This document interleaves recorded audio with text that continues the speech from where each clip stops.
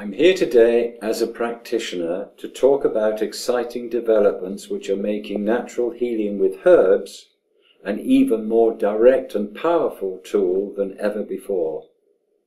It involves a tremendous leap of understanding concerning the teeming life within and around ourselves and its fundamental interrelatedness and interdependence and resulting vibrant movement of life. It's about probiotics as opposed to antibiotics. Bio equals life. It's about community, things coming together, not in separateness, not in opposition. It's about reaching new perspectives about living life in health and harmony, symbiosis. So, I'm wondering if you can tell us a little bit more about this concept of interrelatedness. Such an exciting subject, new, an extension of our understanding and our integratedness in all of life. So everything that is living is made up of, it seems, millions and trillions of parts. The human body, scientists now tell us, comprises some 10 trillion cells. We've now discovered that there are microbacteria. I think we've already always known about them to some extent, but our understanding and knowledge of their performance and their importance has been extended in very recent years. And apparently, according to the scientists, they number somewhere in the region of 100 trillion microbes or microbacteria in our bodies. That's 10 times more than the cells in our bodies. And they contain 90% of the genetic material in our bodies. So they have the power to heal and to destroy, according to the balance of the destructive or the constructive, as I like to call them, microbes in the body. And the interesting, so everything, let's just say this first of all, everything has a role to play. Yeah. This is the beautiful message and the uplifting message. Nothing is surplus to requirements in the organic world. Everything has a part to play, and as I say to people who consult me, find what is meaningful to you, because that in itself is uplifting. Live what is meaningful, not dutifully if you can avoid it, if you can help it, but inspired by what is meaningful to you. So the microbes, we're talking about interrelatedness and interdependence. So the microbes are not an independent force. They depend on us living healthily, that is, living on living foods, on vibrant living foods, fruit and vegetables predominantly. And in being fed, it's almost like a garden, in being farmed or gardened in the correct manner, then they bestow upon us all manner of nutrients that the body doesn't make for itself. This is the genetic process. And they even produce elements that can control things like cancer. So they play a vital role, Right. which is the wonderful part about it. And it's their relationship with every cell in the body, which sort of like that. I'm getting a sense of, I mean, I've heard about bacteria before, but I haven't really appreciated how dynamic that bacteria is. You know, what a vital role they have to play. And a wonderful analogy with a garden there, because my understanding of gardening, I must admit, is limited. But I'm from that limited understanding, I'm aware that the quality of acidity or alkaline in the soil is important to the well-being of the plants. I'm also aware of, you know, I've talked to farmers and they've talked about rotation of crops rather than just, you know, the same crop each time. Yeah. So I'm really beginning to see that there's a potential for us all to become gardeners of our own bodies in a way, really. Managing the promoting the sort of proactive bacteria in the body. Yeah. How how do herbs fit into this picture? Well, herbs are complete, whole, interrelated functions of all the various parts, of all the various elements that they contain. Obviously, they have different roles. So you've heard of hawthorn berries, for instance, hawthorn tree. They contribute to the well-being of the heart and circulation.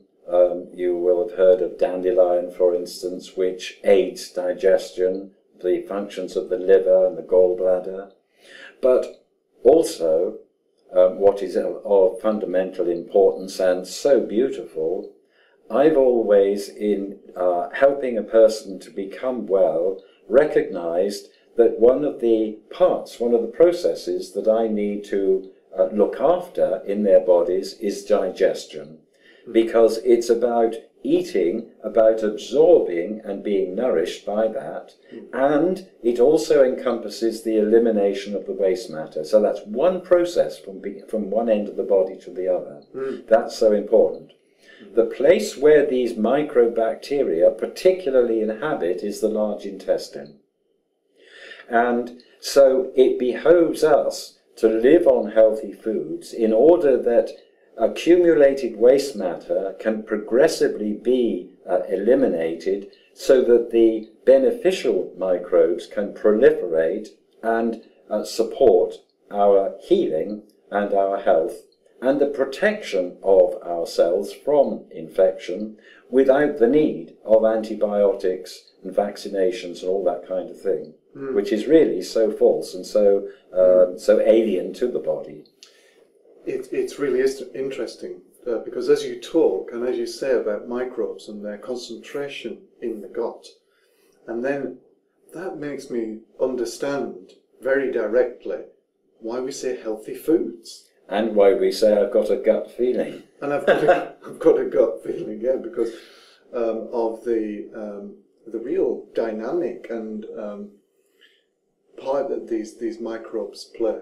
And you mentioned the dandelion and its benefits for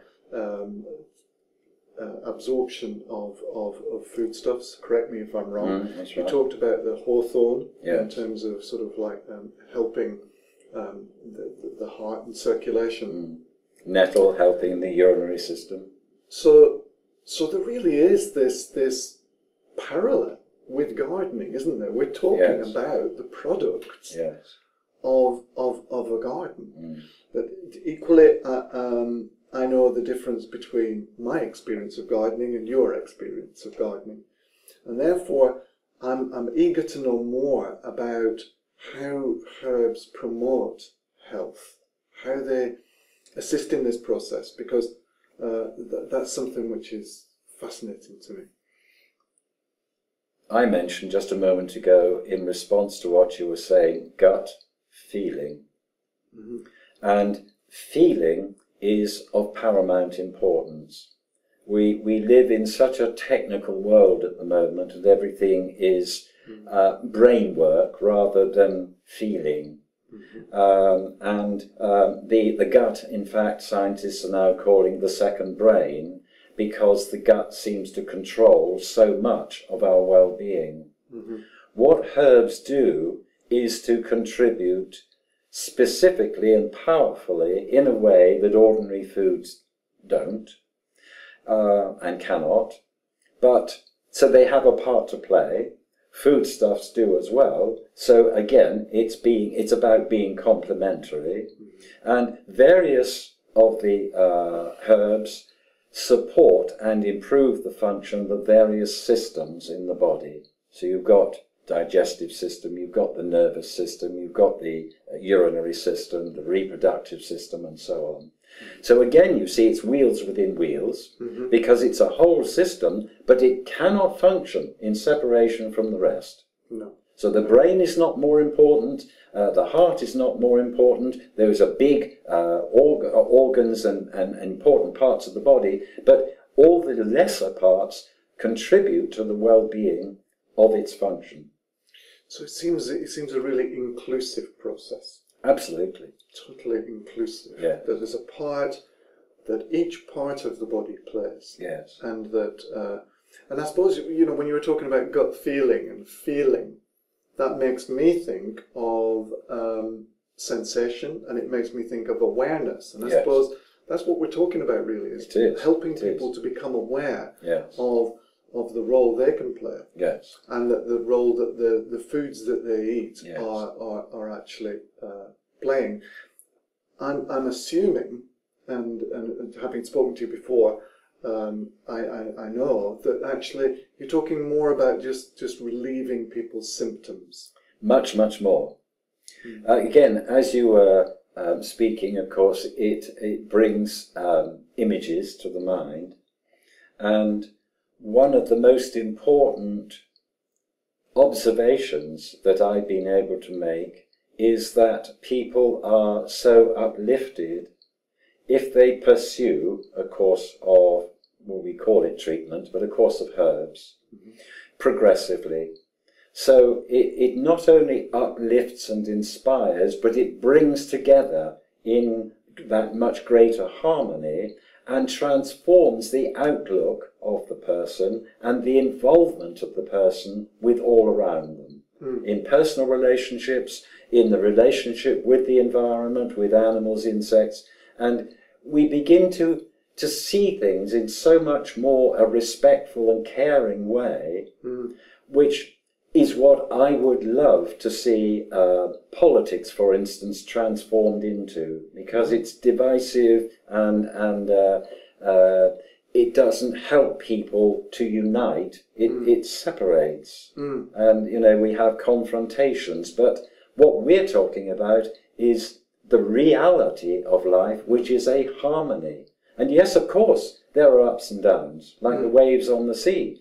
So there has to be death and destruction in its due time, just like the seasons. Spring, summer, autumn, winter. And things have to die and have to be broken down in preparation for the spring and the nourishment of the ensuing plants and crops that come along at that time. It's interesting that you bring in politics there as well, you know, and the sort of like the sense that we have our major parties, and I think most people would think of them as being separate. But actually, if we think about the recent referendum which has gone on in Scotland, there was, you know, 94% or plus people turned out to actually sort of cast their vote. The engagement and involvement of people. Yes. That's what's been most exciting for me. Well, and you're talking about something very similar here. Yes. With something as immediate as our own bodies. Yes. Yes. So I'm now beginning to think of this whole process as I've not been able to have land that I can garden. I haven't even had an allotment of my own. I remember helping someone with her allotment.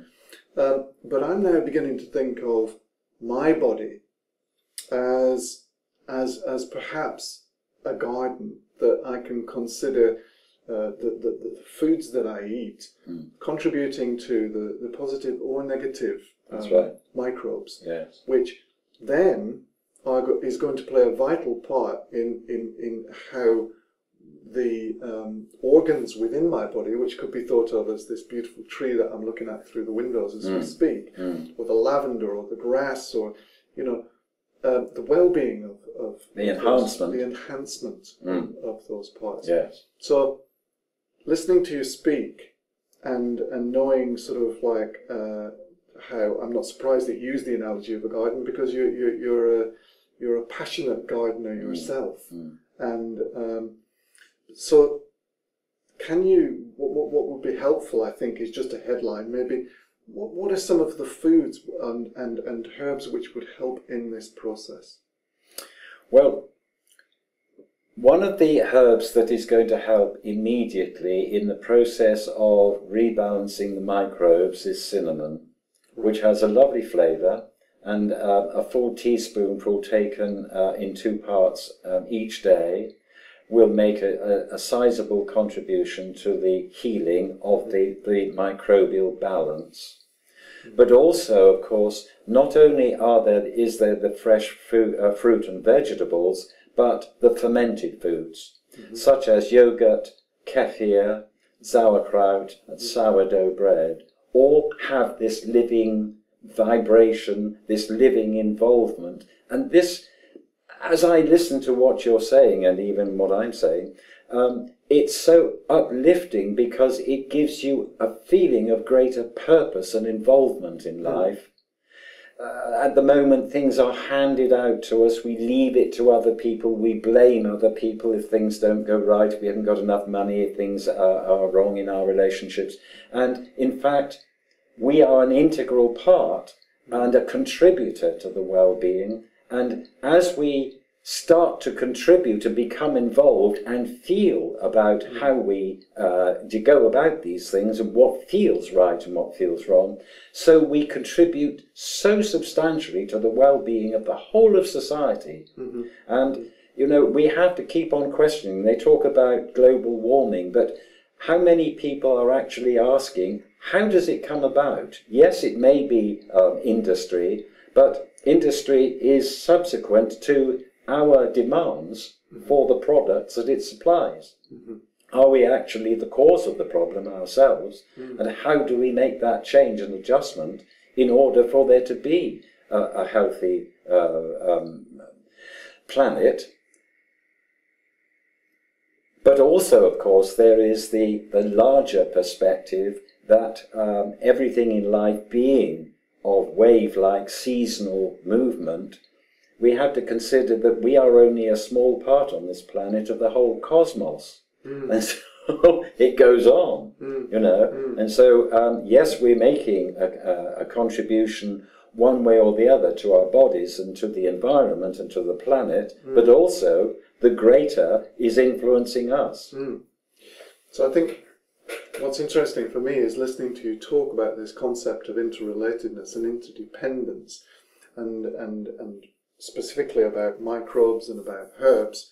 I'm beginning to see that the role and responsibility I have as an individual, because faced with global concerns like global warming and politics, it's easy for people to think, well, what difference can I make? Yes. You know, what impact can I have? Yes. But you're saying actually you can have a huge impact on your own health, but also upon the health of us as a society and our culture. And so if somebody wanted to come and talk to you, to have a consultation so that they could go into more depth about these things, is that possible? Do you have a practice? Yes, I have a practice, and I practice throughout Devon and Somerset.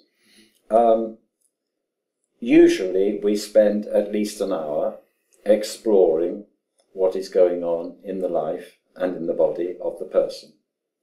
I use iridology because iridology enables me to view the iris of the eye of the person, which reflects not only the physical state of the body, but the tendencies, the stresses, and what have you. It tells me about how efficient or otherwise is the digestive system, the circulatory system, and so on. And so we put together this huge, beautiful picture of the person as they are, contribute the herbs. The person contributes changes to more wholesome food. And we enter into that picture this powerful aspect of the microbial activity as well, and everything is so substantially enhanced. And I've had occasions when I've had to visit hospitals to see relatives and support people, and you see the people, so many people who suffer these days with all that they go through. And this is an alternative, and a wonderful alternative. It does demand commitment. It does demand the recognition that it will take time. But it's like a snowball. It improves bit by bit as you start the ball rolling. So things improve progressively, and your outlook on life changes. You're becoming inspired, a more active part. As we were talking about the politics just now, how inspiring that we could make a contribution not to a party as against the other party, but to the benefit of our community, both locally and as a nation and as a planet.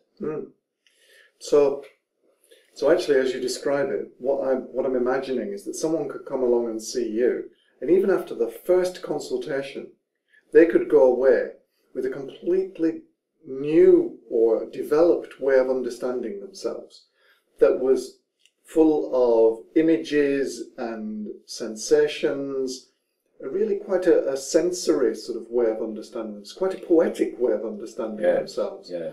So, you know, in terms of thinking of this idea, this of a garden, and so it seems to me that after the first consultation, people are going to be going away with tools that they can begin to use, you know, that they didn't realise they had. They didn't realise that they had.